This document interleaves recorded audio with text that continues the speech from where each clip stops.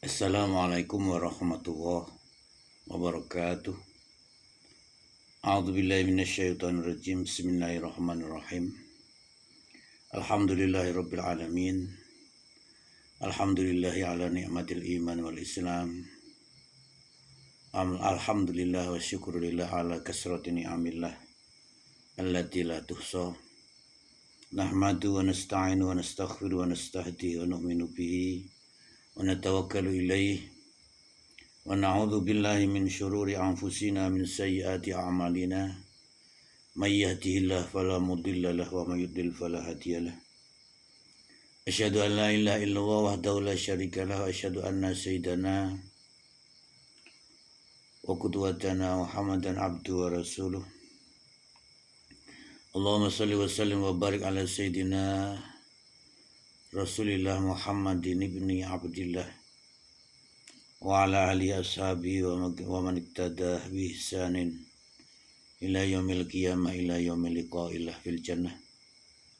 Kama sallaita wa sallamta barakta ala sayyidina Ibrahim wa ala ali sayyidina Ibrahim fil alamin innaka Hamidum Majid. Wa sallama tasliman katsira. Qala rabbi shrah li sadri wa yassir li amri wahlul 'uqdatam min lisani yafqahu qawli. Aqul wa lakum rabbana atina fid dunya hasanah fil akhirati hasanah wa qina adzabannar.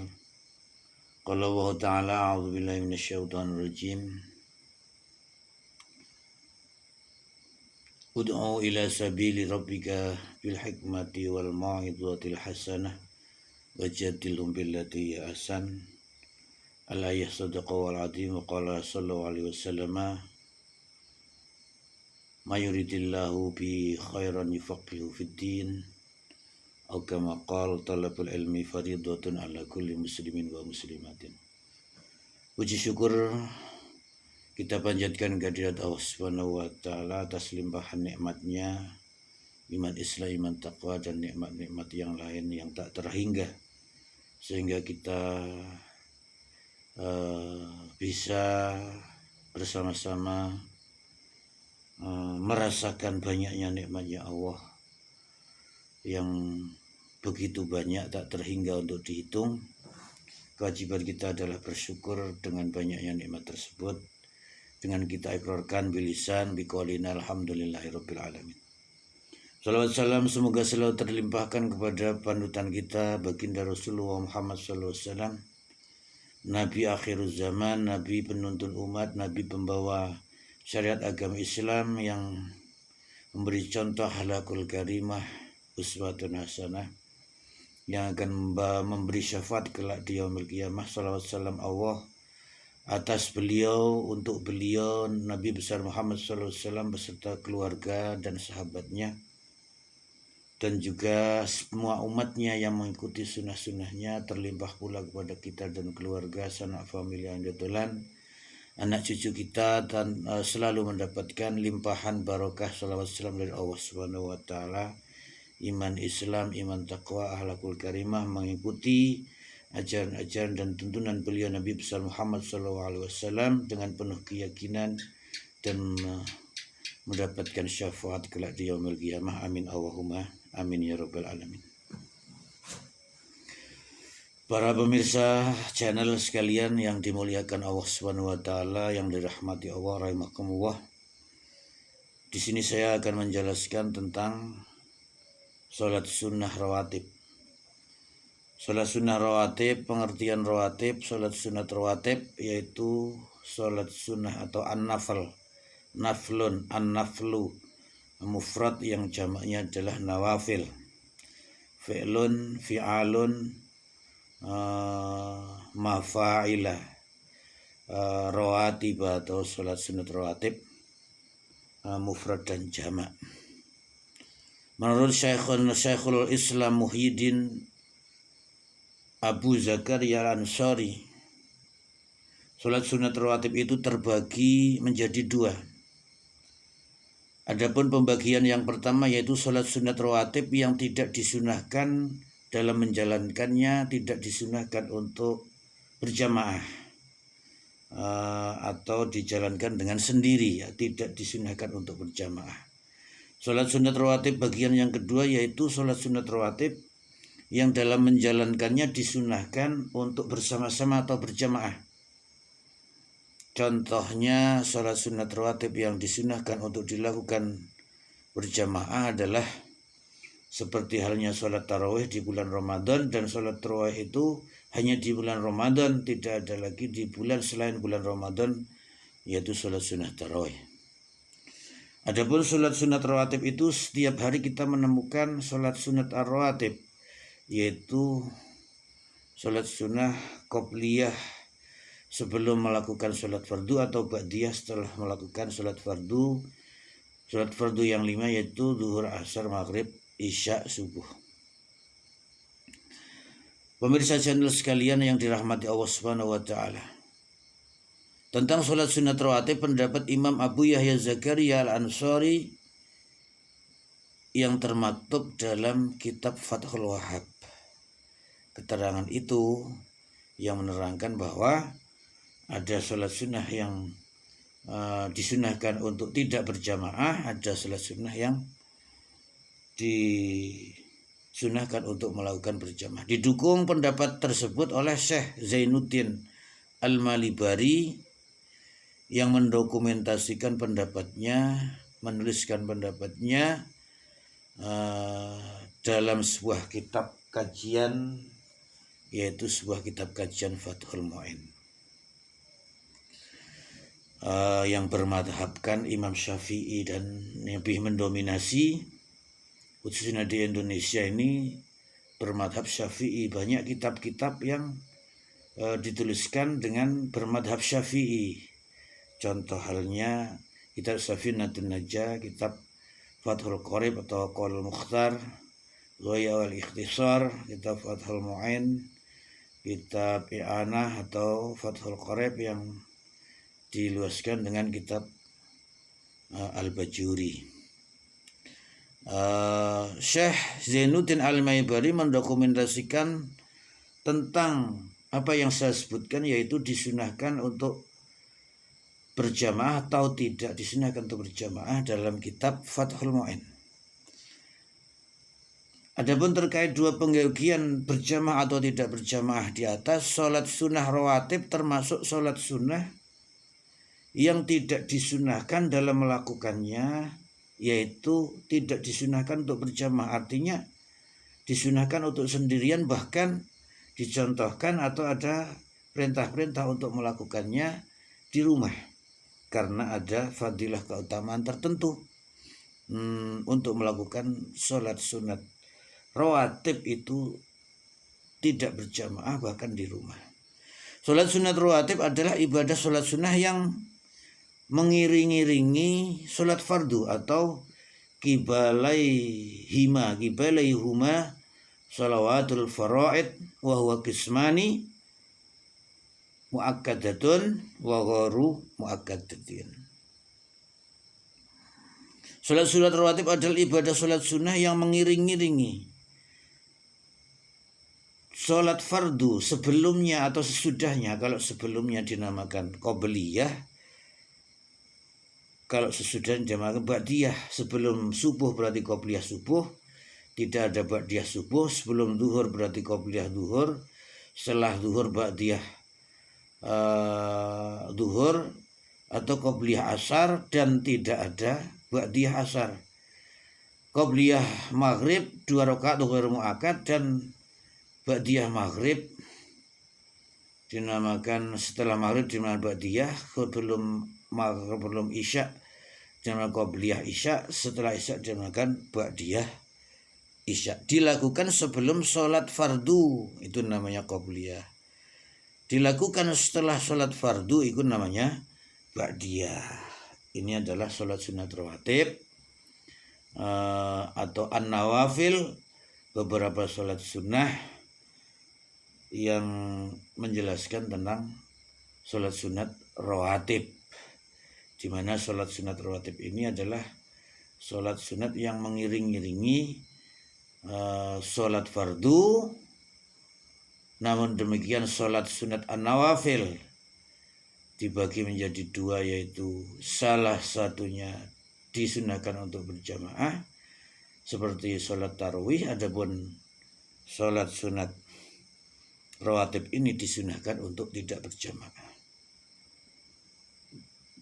Para pemirsa channel, ini adalah pengertian sholat sunnah rawatib. Adapun pembagian sholat sunat rawatib menurut Syekh Imam Nawawi Al-Bantani yang dituliskan dalam salah satu kitab Nihayatuz Zain, menjelaskan tentang jumlah sholat sunat rawatib.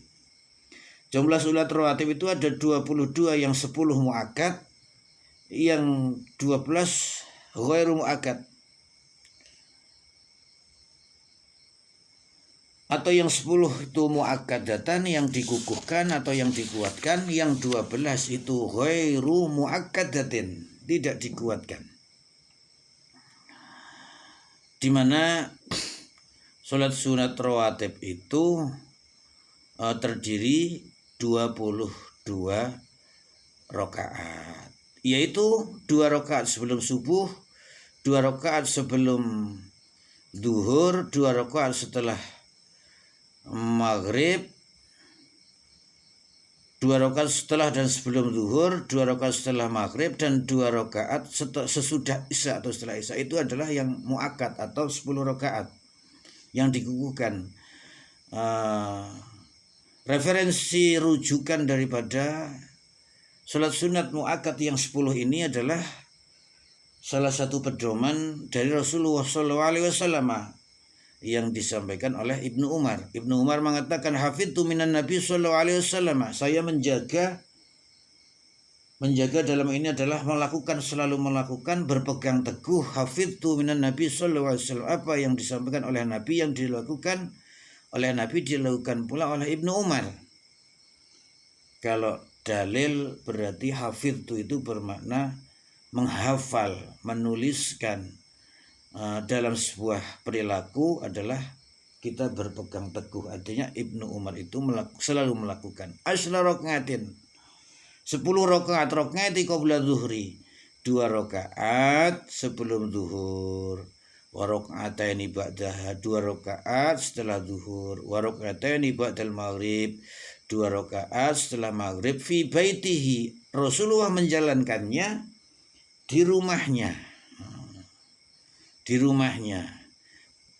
Daripada itu ditirukan oleh Ibnu Umar melakukannya di rumahnya. Wa rakaataini ba'dal isya fi baitihi, dan 2 rakaat setelah isya melakukannya adalah di rumahnya. Wa rakaataini qabla sholati subhi, dan 2 rakaat setelah sholat subuh. Hadis ini diriwayatkan oleh Imam Bukhari dalam Maktabah Hadis, yaitu kitab hadis nomor 1180